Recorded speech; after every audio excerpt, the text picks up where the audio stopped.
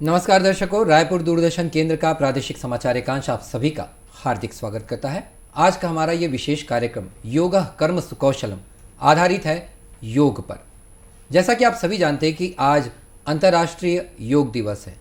योग की महत्ता को आज पूरे विश्व ने समझा है और इसका श्रेय जाता है भारतवासियों को और हमारे भारत के प्रधानमंत्री श्री नरेंद्र मोदी को, क्योंकि उन्हीं के प्रयास से आज अंतर्राष्ट्रीय योग दिवस संयुक्त राष्ट्र संघ द्वारा पूरे विश्व में मनाया जा रहा है और पूरा विश्व आज योग को करके प्राकृतिक रूप से अपने शरीर, अपनी काया को निरोगी बना रहा है। योग पर कई तरह के प्रश्न हैं और इन्हीं प्रश्नों का उत्तर जानने के लिए आज हमने स्टूडियो में अपने साथ आमंत्रित किया है एक विशिष्ट मेहमान को। मेरे साथ हैं श्रीमती मधु बहादुर सिंह। स्वागत है आपका। मधु बहादुर सिंह जो एक समाज सेविका भी हैं और उनसे पहले एक योग प्रशिक्षिका हैं। पिछले लगभग 17 सालों से वो रायपुर में योग का प्रशिक्षण दे रही हैं और कई लोग इनके द्वारा बताए योगों को कर कर लाभान्वित हो रहे हैं और आगे भी इन्होंने योग को अपना मार्ग चुना है। तो योग के बारे में हम जानते हैं श्रीमती मधु बहादुर सिंह से। स्वागत है आपका। और सबसे पहले मुझे ये बताइए कि भारत विश्व गुरु बना है योग के क्षेत्र में, तो इस पर आपका क्या कहना है? बहुत अच्छा सवाल है आपका। विश्व गुरु बन गया है योग के क्षेत्र में। मैं तो सिर्फ एक ही बात समझाऊंगी पूरे देशवासियों को और भी ये बोलना चाहूँगी कि आप योग के प्रति क्यों जागरूक हो रहे हैं, क्योंकि आजकल की जो भाग दौड़ वाली ज़िंदगी है, जिनको बिल्कुल भी न खाने का टाइम है, न सोने का, न नहाने का। जिस छोटे से बच्चे से भी आप बात करेंगे तो बोलेंगे आई एम बिजी। एक मशीन बन गया है शरीर। तो जैसे एक मशीन को, एक छोटी सी चीज़ को भी चार्ज, आज मोबाइल को भी हमको चार्ज करने की ज़रूरत है। हम घर से निकलते हैं तो पहले उसी को चेक करते हैं कि चार्ज हुआ या नहीं हुआ। बिल्कुल सही बात। उसको पूरा चार्ज करके निकलते हैं ताकि पूरा दिन हमें इसका प्रॉब्लम ना आ जाए। तो इसी तरह हमारे बॉडी को चार्ज करना है योग से, प्राणायाम से, जो कि आज बहुत पूरे विश्व में योग के प्रति जागरूकता आई है और भी आगे लानी है। यही मेरा विचार है। वैसे योग का जो हमारे प्राचीन समय से इतिहास है उसके बारे में थोड़ा सा बता सकते हैं कि कहाँ से शुरू हुआ योग, मतलब शुरुआत कहाँ से हुई, कि किस तरीके से योग हमारे यहाँ इसमें आया? 84 लाख योनियाँ आपने सुनी होगी। जी हाँ। उस 84 लाख योनियों के साथ ही 84 लाख आसन भगवान शंकर ने पार्वती जी को सिखाए थे। क्या बात है जी। आज तो उतने रह भी नहीं गए और न ही लोगों के पास उतना टाइम है कि वो इतने सारे आसनों को समझे। आज हम अगर अष्टांग योग की बात करेंगे तो आप किसी से भी पूछेंगे अष्टांग योग के बारे में बताइए तो बोलेंगे भाई हमको इतना तो नहीं मालूम है, क्योंकि वो सहज चाहते हैं, क्योंकि समय नहीं है। आज की भागदौड़ वाली ज़िंदगी में समय नहीं है लोगों के पास, इसीलिए योग को थोड़ा सहज कर दिया गया, सरलीकरण करके कि जो जरूरी है, जो आपके शरीर के हर अंगों को स्वस्थ रख सके, आपकी आत्मा को शांत रख सके, आपके मस्तिष्क को शांत रख सके, इसीलिए आज वो सहज और सरल योग के रूप में आगे आया है। योग केवल जो आसन के जो विभिन्न मुद्राएं हैं क्या उसी तक सीमित है? नहीं, योग तो बहुत गहरी चीज़ है जी। उसके लिए तो मैं जितना बताऊं उतना कम है। आप क्या समुद्र की गहराई नाप सकेंगे? नहीं। जैसे समुद्र की गहराई है ना, वैसे एक योग की गहराई है। पर उतनी गहराई में जाता कौन है? जो तैराक होगा। बाकी तो ऊपर ऊपर से तैर के कौड़ियाँ लेके आते हैं। जो बहुत गहराई में जाता है वो हीरा लेके आता है। तो उसकी गहराई में जाने के लिए बहुत सारा समय चाहिए। अच्छा, कई बार ऐसा हुआ मधु जी कि योग और जो आजकल हमारे युवा जिम के प्रति आकर्षित होते हैं उसमें एक थोड़ी सी एक चीज़ है कि योग बेहतर है कि जिम बेहतर है। और क्या होता है कि जिम करते समय हम कई तरह के सप्लीमेंट्स भी लेते हैं और लेकिन योग में शायद ये सब चीज़ें तो ऐसा कुछ भी नहीं है। तो इस बारे में आपसे जानना चाहूँगा। मैं बिल्कुल नहीं कहूँगी कि जिम गलत है, एरोबिक्स गलत है या योग सही है, लेकिन एक प्रकाश डालना चाहूँगी कि योग को मैंने माना प्राकृतिक, मैंने नहीं माना, पूरे विश्व ने माना है जी। और जो जिम और एरोबिक्स या इस टाइप की चीज़ें हैं वो अप्राकृतिक कहलाई जाती हैं जी। वो गलत नहीं है, लेकिन वो एक एज तक सीमित होती है। योग आप 3 साल के बच्चे से लेके 100 वर्ष के बुजुर्ग को करा सकते हैं, लेकिन ये जिम के जो लोहे से बने हुए उपकरण हम उठाते हैं वो तो एज के अनुसार नहीं हो सकते। इसीलिए योग को ज़्यादा महत्व दिया जाता है। और बाकी रही बात, जैसे जिम में जाते हैं तो एक लेवल पे प्रोटीन लेना है या इस तरह की चीज़ें हैं, वो कई बार ना उनको सूट नहीं होती। और जब हम योग करते हैं तो हम नेचुरल अपना आहार ग्रहण करें, शुद्ध आहार, शाकाहार, अगर हम वो ग्रहण करते हैं साथ साथ में योग करते हैं तो फिर लाइफ बढ़िया बनेगी। मधु जी, सबसे बड़ी बात ये रही कि अभी हमने कोरोना काल देखा, हम सभी ने कोरोना काल से गुजरे, लेकिन इस कोरोना काल के दौरान जहाँ तक मेरी जानकारी है, योग ने लोगों को बहुत सपोर्ट किया, बहुत सहयोग किया अपने शरीर को बनाए रखने में। उस बारे में मैं आपसे विस्तार से जानना चाहूँगा।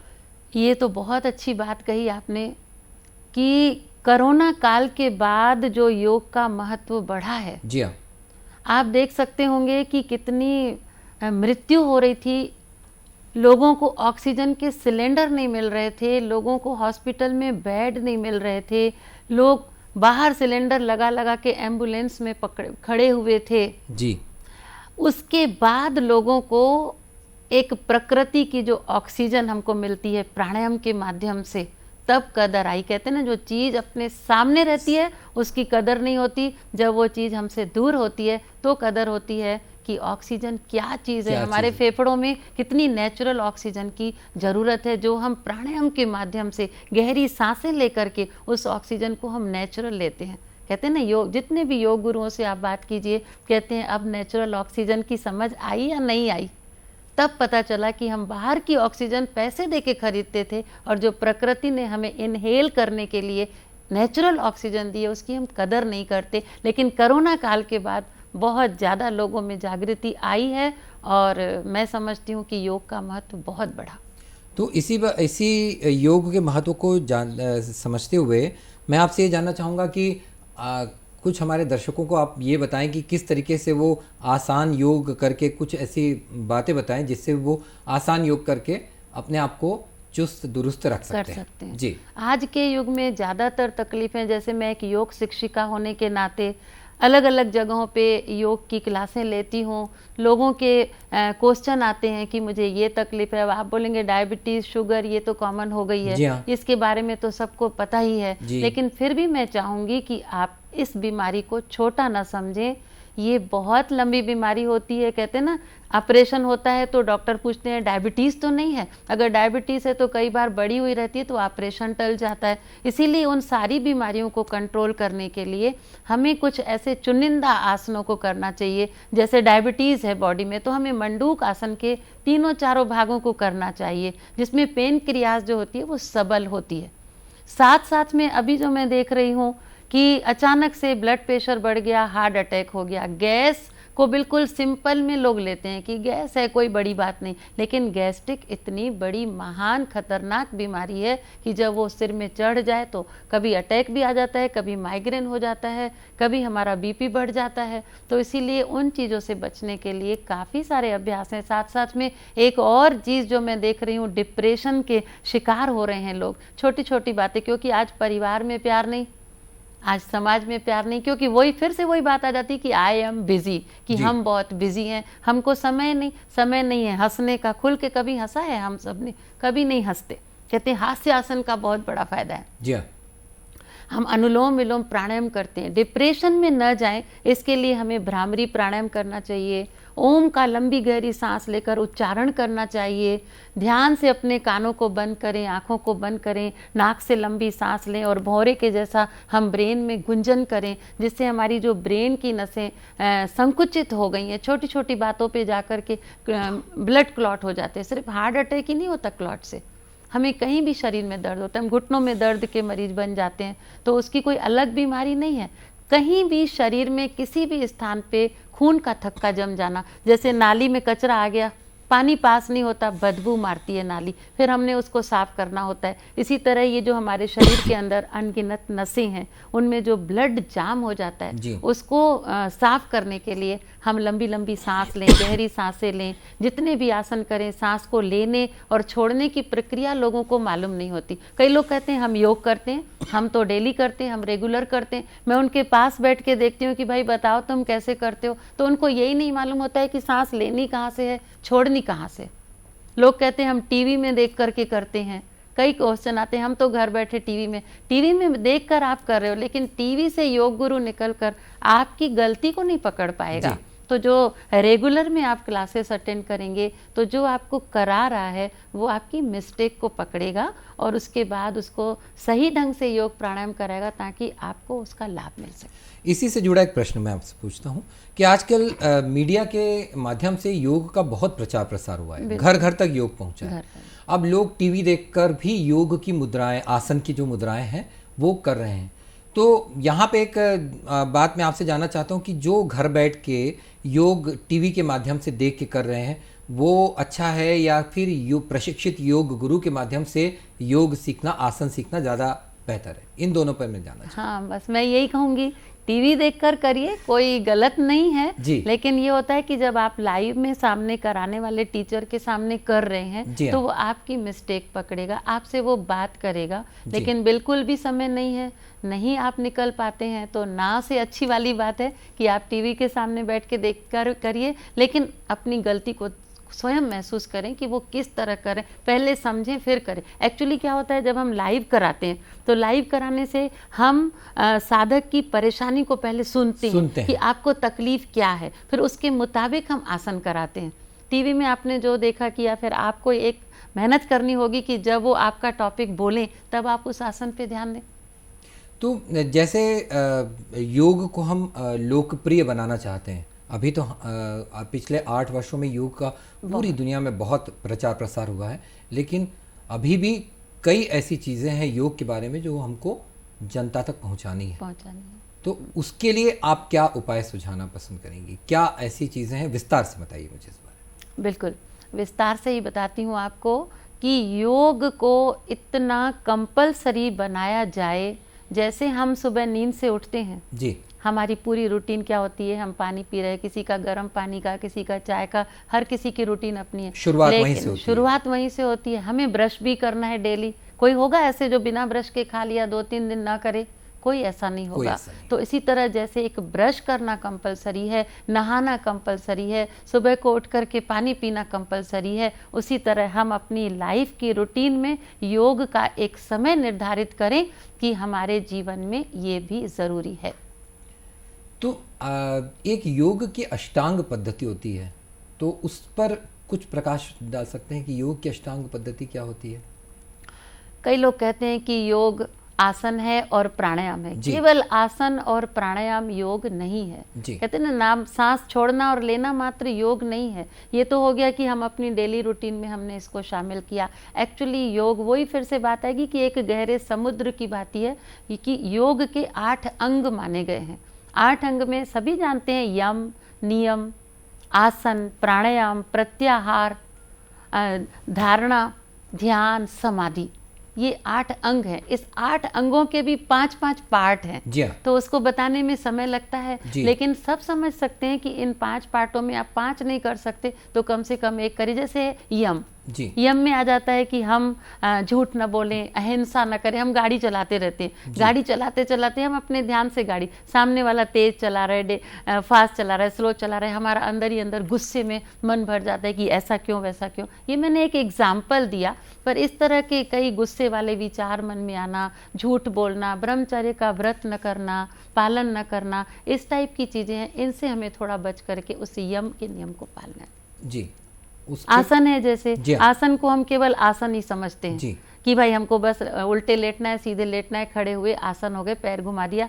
आसन वो नहीं, वो तो योग के एक हिस्सा है, एक हिस्सा है, एक पार्ट है। आसन मीन्स हम अपने शरीर को साधें, किसी एक आसन पे बिना हिले डुले एक टारगेट बनाए कि हम 15 मिनट बैठ सकते हैं या आधा घंटा बैठ सकते हैं या 1 घंटा बैठ सकते हैं। बिना हिले डुले जब हम उस आसन को बैठकर ग्रहण करते हैं तो उस समय ऑटोमेटिकली हमारे अष्टांग योग के सारे साधन आ जाते हैं। अब जैसे आप देखिए ध्यान, धारणा, समाधि, ये अलग अलग नाम है, लेकिन सोचेंगे तो तीनों जुड़े हुए आपस में। कि हम किसी वस्तु विशेष पर अपना ध्यान ले गए, किसी पॉइंट पे एक ध्यान को टिका दिया, एक भगवान की मूर्ति पे अपने ध्यान को टिका दिया और उसी को हम आंख बंद करके सोच रहे हैं, तो धारणा हो जाती है। जब वो धारणा आ गई तो हम समाधि में लीन हो सकते हैं, और जब समाधि में लीन हो गए तो आप सोचिए शरीर से काफी ऊपर उठ गए जी। और प्रत्याहार, प्रत्याहार बस है कि अपने आप को हमें गलत काम से बचाना है जी।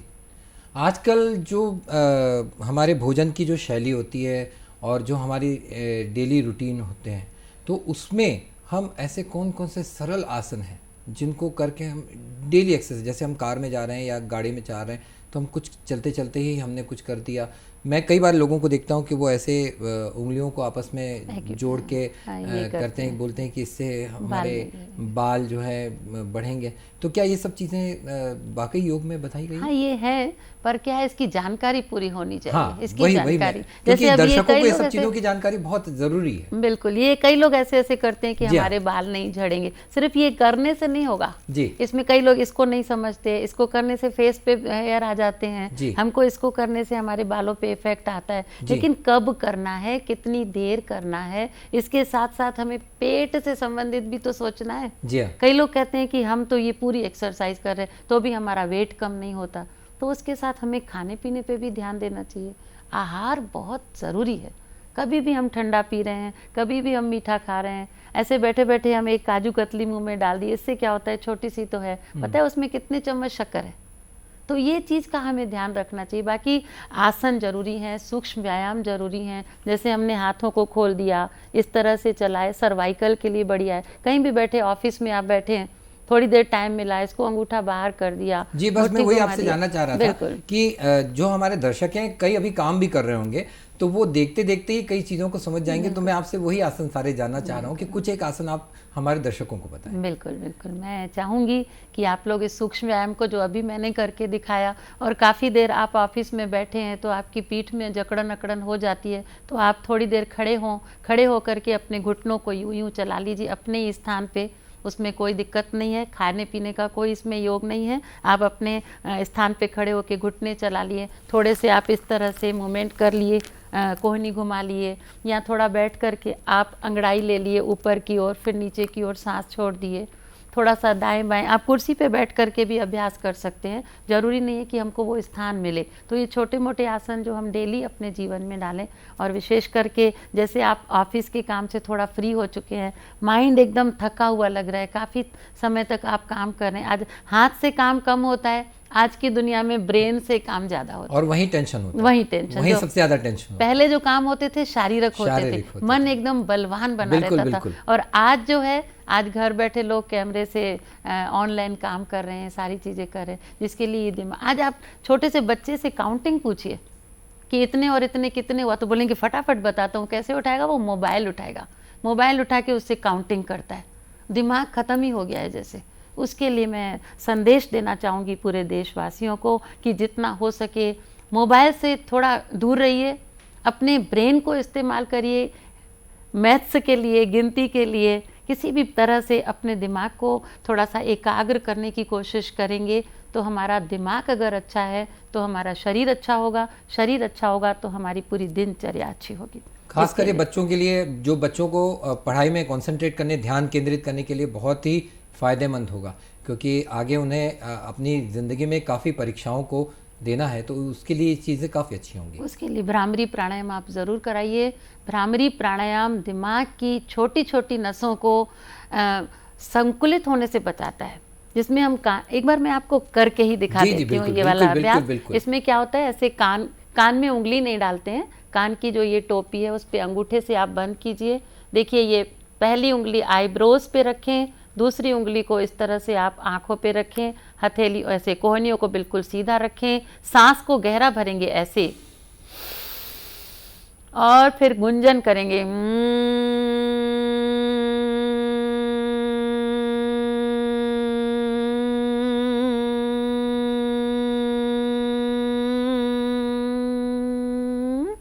ये मैंने आपको एक बार बताया। ऐसे ही आप धीरे धीरे 5 टाइम 10 टाइम आप करें और धीरे से हाथ को हटा के फिर से इस पोजीशन में आ जाएं। इसको कहते हैं ध्यान मुद्रा। मुद्राओं का भी समय नहीं रहता कि मैं इतनी सारी चीज़ें आपको बता सकूं। जितना मैं बता रही हूँ आप गौर कीजिए और फिर आप एक ओम का उच्चारण ज़रूर ऐसे लें।